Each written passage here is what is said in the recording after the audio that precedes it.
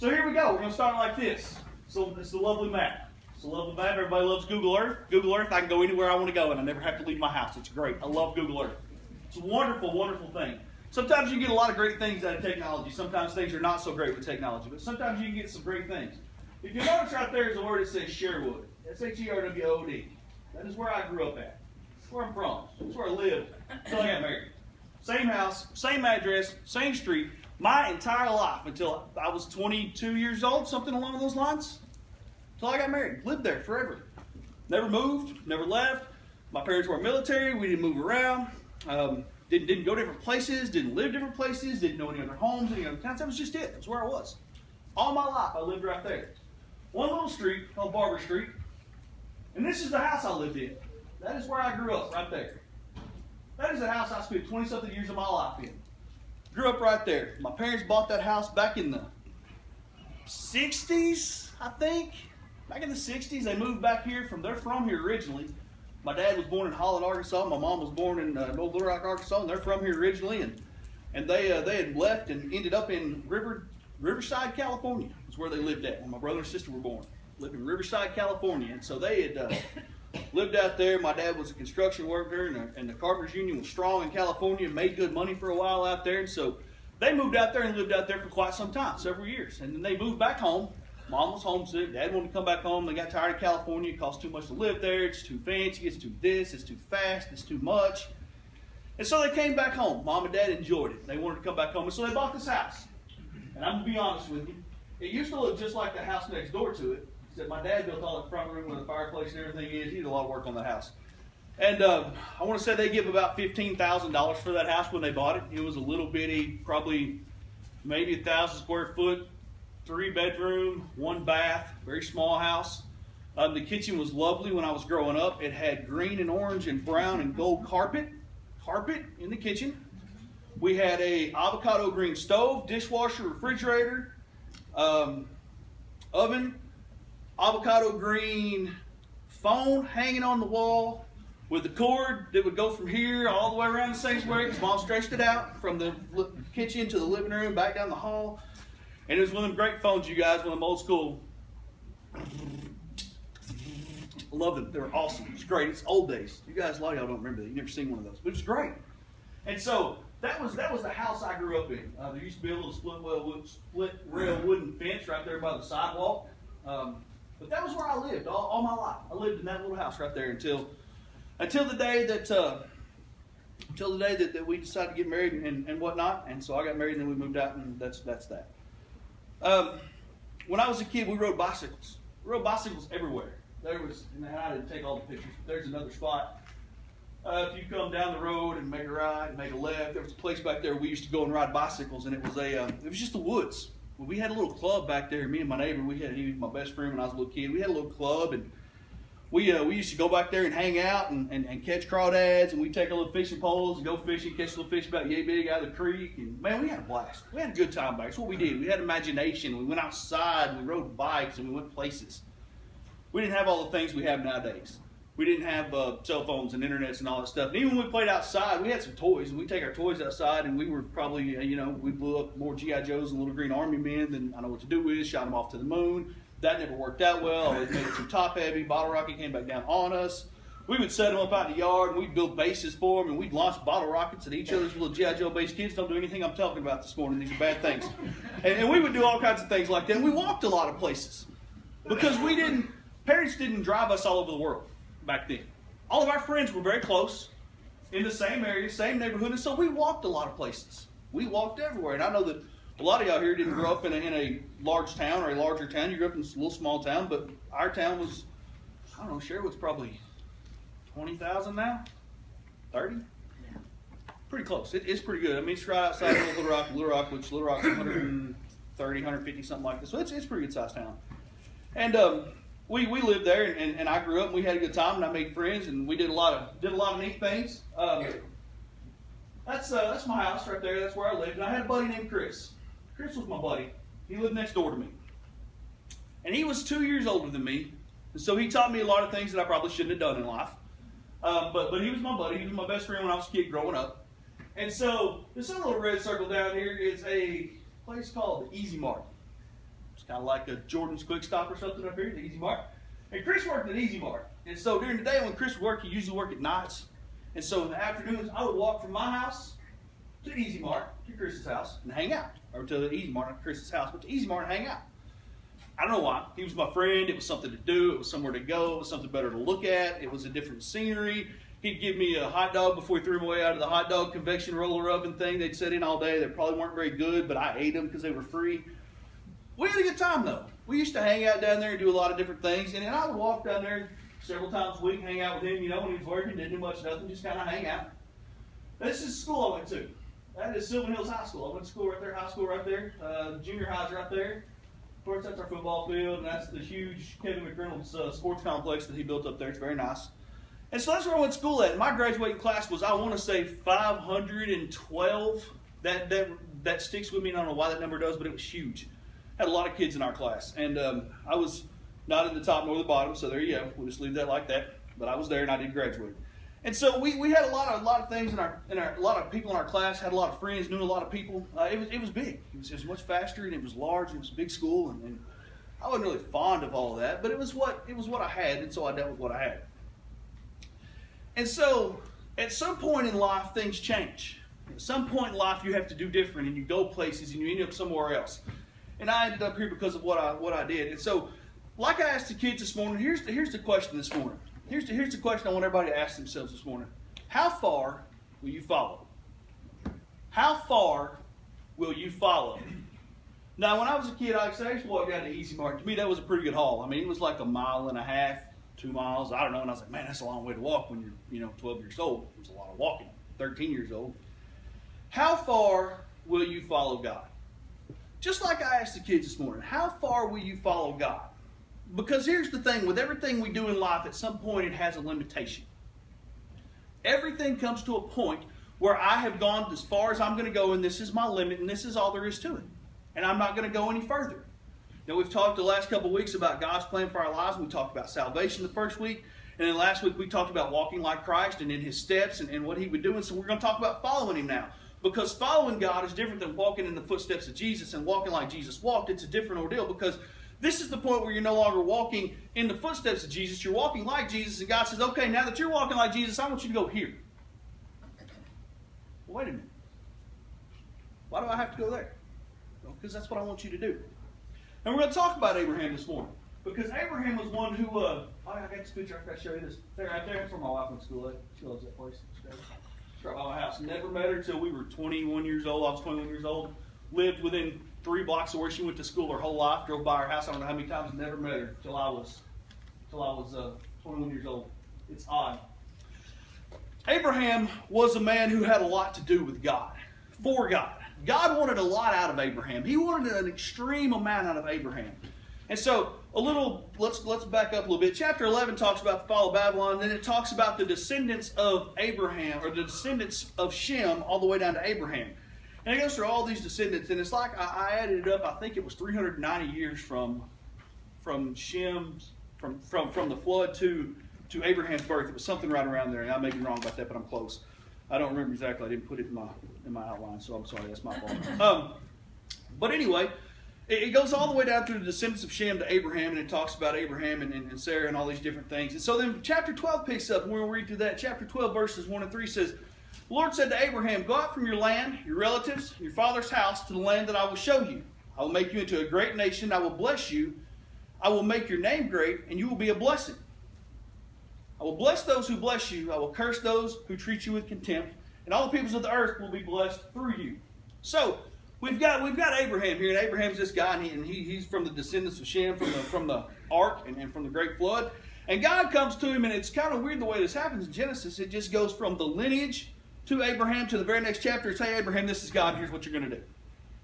There's very little backstory there. There's very little about Abraham before this happens. There's just, hey, here's all the people that made Abraham, and then we go right over to Abraham. Here's what I want you to do.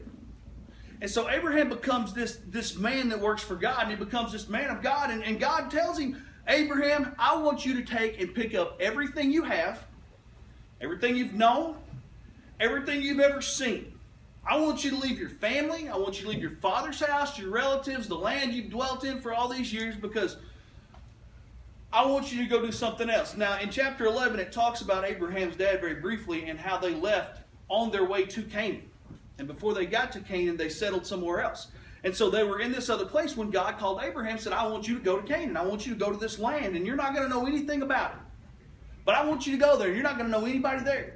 And all your family's going to be back here, and all your friends are going to be back here, and all your relatives are going to be back here, and all your land's going to be back here, and all these things you've ever known are going to be back here. But I want you to go do something else somewhere else.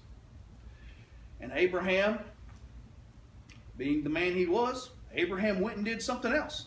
He went and did what God wanted him to do.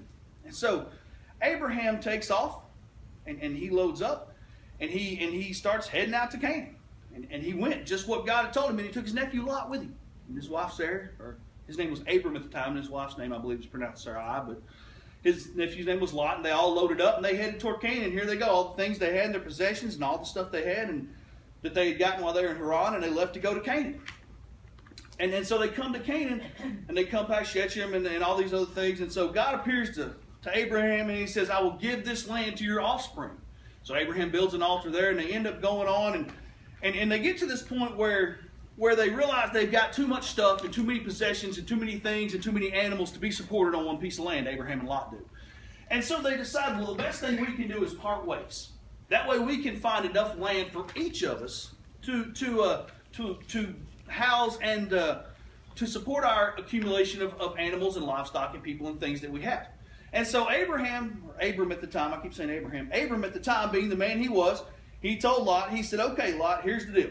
Let's not fight over this. Let's not have our men fight about this. Let's not argue about this.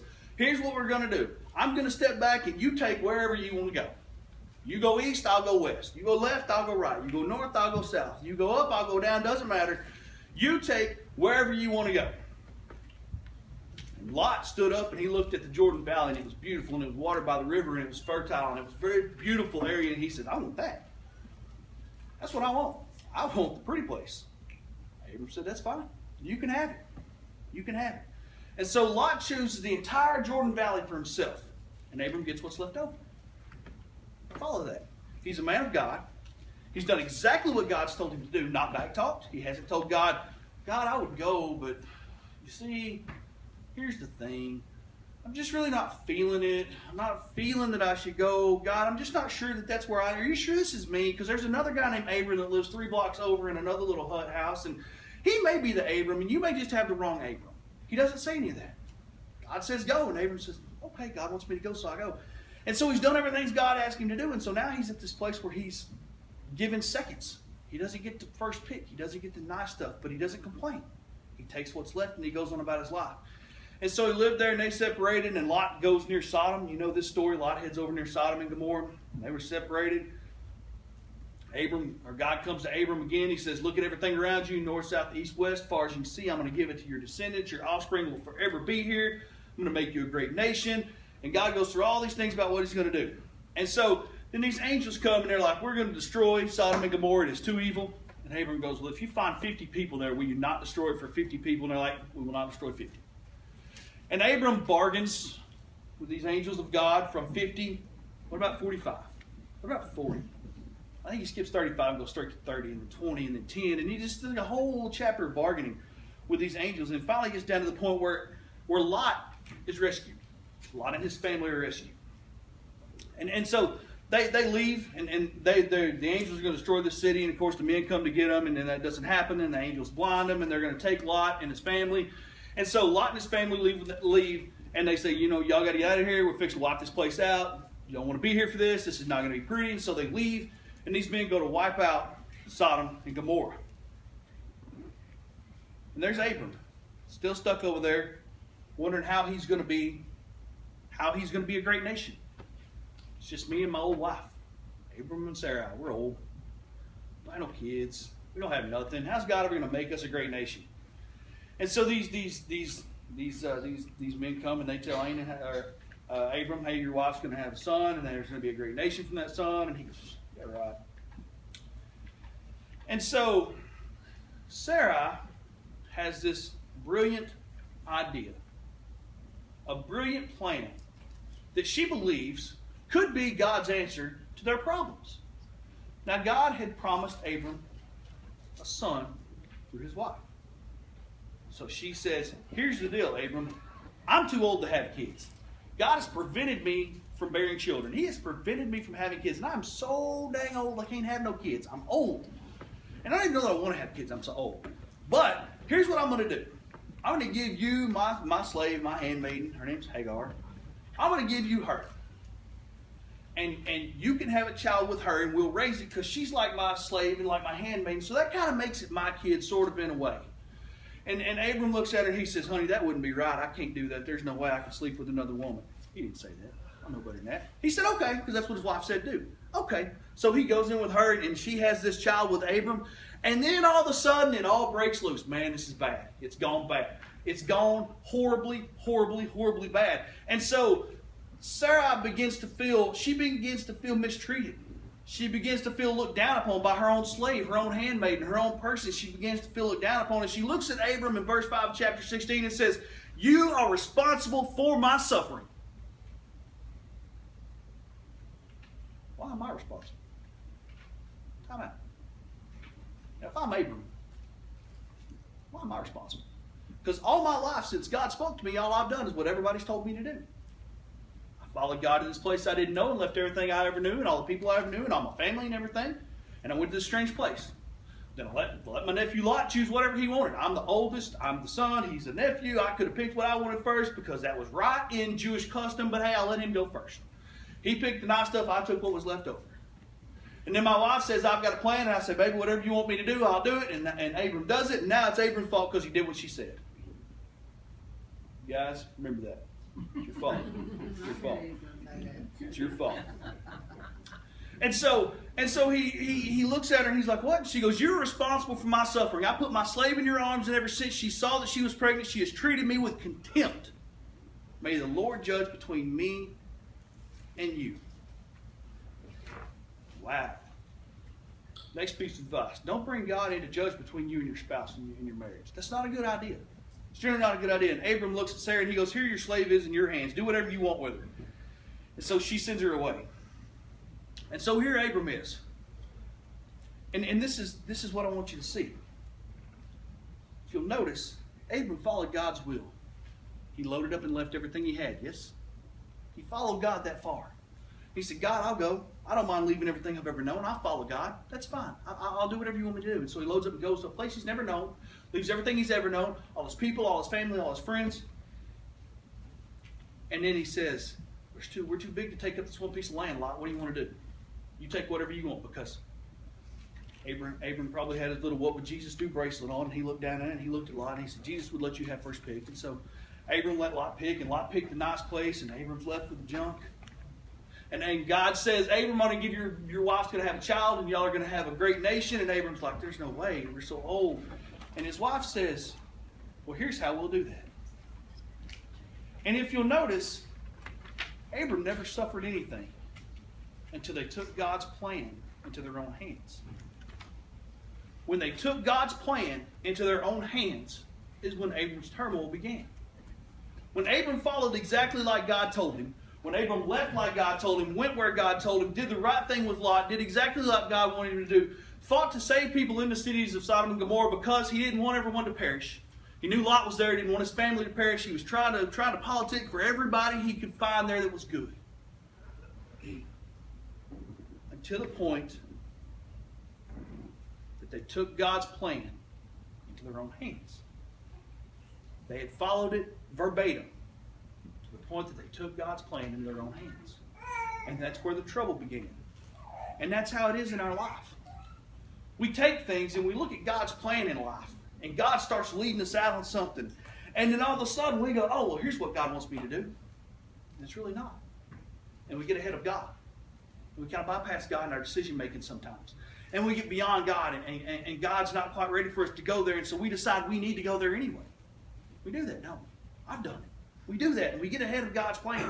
And we try to take it into our own hands because God doesn't work on our timetable. God does not have an iPhone that tells him what time it is and what day it is. God does not carry a watch around like we do. God has none of those things. God has his own God timetable. And he says, well, this is time right now. Sometimes we get tired of waiting, don't we? You ever get tired of waiting? I have to take it in akin to what James says. I can't stand the emergency room either. I'm with you 100% on that. They wear me out. And it's nothing against anyone who works in them. They wear me out. They take your information. They put you over there. I ran a screw through my finger one time, and we sat in the emergency room 3 hours, and me holding my hand up with a drywall screw run through my finger. And they're like, "Can we help you?" "No, I'm good. I'm fine. Just keep on going, whatever you're doing. I'll be here. Don't worry about it." There was like 2 people in the whole room, whole ER with us, like 2 people. There was nobody there. Spent like 3 hours sitting and waiting. So it does get on your nerves sometimes. And I'm not a real patient individual. I'm really not. And apparently Sarah wasn't either. Because she wanted this, and she came up with a way to do it. She came up with a way that she facilitated to do it. She decided this is the best way to make this happen right now. Because she thought right now was when it needed to happen. And God said, no, right now is not when it needs to happen, Sarah. Right now is not the time. Right now is not the place. Right now is not the when or the where or the how. You're going ahead of me. And I've done it before, and I get ahead of God, and God says, hey, let's do this. And I'm like, boom, let's do this one. Let's just skip that and go to this. It's not what God wants. You ever build models? I used to love to build models when I was a kid. Man, I bought like every little model car at Walmart. I had a Dukes of Hazzard General Lee one time. It was like this big. I put it together for like 2 days, and it sat in the attic of my house till I was like 17, 18 years old, and I finally threw it away because the plastic got so brittle and some of it melted in the attic. It was horrible. It was huge. It was gigantic. And I put some models together, and I used to build model planes and model cars. What's the first thing you do? You dump them all out on the table. You start looking at pieces. Let's take all this apart. Let's take all this apart. Let's paint the motor. Let's do this. Got some stickers. Let's put this part together. And then you pick up the directions and go, where does this go? Start flipping through the pages. Oh, that went way back there. Can't do that now. It's too late. We've already gone on. Where's this other piece go? Oh, too late for that too. And so when you get done, you've got a car with like 3 wheels, 2 tires, some stickers on one side, and a window on one side, and a door on the other side with no window because you've got to put that part on, and the hood doesn't raise up anymore because you didn't do it right. And so you just glued it on there and went on about your business, or you left it off totally. And we get ahead of the plan, and we go beyond. How many of us, be honest, men, how many of us in here are the kind that take something from Walmart or somewhere, Sears, wherever you get it, you got to put it together, and the first thing you do is empty it out and chunk the directions and go to work? How many of us do that? I appreciate your honesty, gentlemen. I really do. I really do. And even after we've learned that's not the smartest thing to do, you know what we do? We dump the box out, throw the directions to the side, start putting stuff together because we know what we're doing. We're men. We're men, and we can handle this. God says you can't just throw the directions away. You can't do that because when you don't follow the directions, you miss things. And sometimes they're important things. Sometimes they mean something. And so Abraham having a son of his own through his wife to start a nation for God was much more important than him just having a son, period. It wasn't having a son, it was having a son that God wanted him to have. It wasn't just giving birth to a son to carry out a namesake, because that's what Sarah was worried about, was a namesake. You can have this child with my handmaiden Hagar, with my slave, and you can put your name on it, it'll carry your namesake out, and people for generations will be named after you, and the nation will be born, and yada, yada, yada, and all these great things. God said, that's not really what I'm after. I'm not really after you just having a namesake, Abram. I'm after building a line through you. If I wanted you to have a namesake, I could have just give you anybody's kid and let you just put your name on them, and it would have been fine. In those days, they didn't adopt children, they adopted adults, and you could have found a really great adult and adopted and just put your name on and been fine. It would have served the same purpose. Abram said, yeah. God said, Abram, I didn't want to do it that way. I wanted you to have the child I want you to have. When the time is right, the way I want it to happen. Because let's face it, it would be miraculous for you to give birth to a son or have a son when you're 86 years old. It'd even be better when you're 100. It'd be something else for your wife to have a child when she's in her 70s. It'd be even better for her to be 99 and have a child, wouldn't it? That's even more amazing. Let's face it, the more amazing it is, the more believable it is. And the greater God works and the bigger God is in our lives, the more we can believe what God does and what God says. And so, Abram, you can either do this your way or you can just kick back and wait, and I'll do it my way. And it'll be even better. And I think sometimes in life we say we want to follow God, but then when it comes down to following God, we get ahead of the following part. And we just look at the start and the finish of where it's going to, because that's all Abraham saw. He saw, well, it's going to start with me, and it's going to end with me having a son, and boom, him making a nation. So let's not worry about the in-between steps. Because if I glue the hood down on this model, even if it doesn't have a motor in it, nobody's ever going to know with me. And that's kind of how it was. God said, that's not my plan. And so God works mysteriously in our lives, doesn't he? He works different ways in different people's lives. And so the point this morning is this. Once again, the question is this. How far are you willing to follow God? And I don't mean till this end of this road, but how far are you willing to follow before you go, oh, I got this, God? That's the thing. How far are we willing to follow before we go, oh, I know where you're going, God, I'm going to take it from here? Because we do it all the time. I do. Hey, God, I know where you're going. I've got a GPS. I can get there from here. I said, no, you can't. Because you're not following my GPS. You're not on my road. And you're not taking my plan. So how far are you willing to follow God?